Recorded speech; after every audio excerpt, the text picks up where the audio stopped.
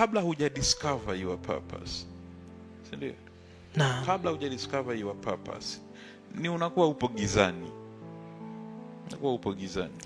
Kwa discovery ya purpose na kutaka kuishi ni mchakato wa kuanza kuishi nuruni. Okay. Ukishajua kusudi, mchakato mzima wa kujua kusudi na kuliishi ni mchakato wa kutoka gizani kwenda nuruni. Okay. Na jambo la kwanza kwa hiyo unalolifanya ni hiyo nuru sasa. Wekeza kwenye nuru. Kwa nini? Nuru ni maarifa. Wekeza kwenye maarifa.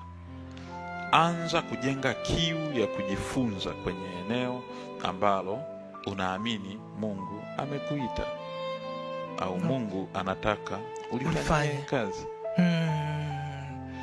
Wekeza kwenye maarifa, wekeza kwenye kujifunza. Na watu wengi wanachokosea, hiki kipindi ndio kipindi ambacho wanakaa kwa muda mfupi, yani wanataka haraka haraka watoke.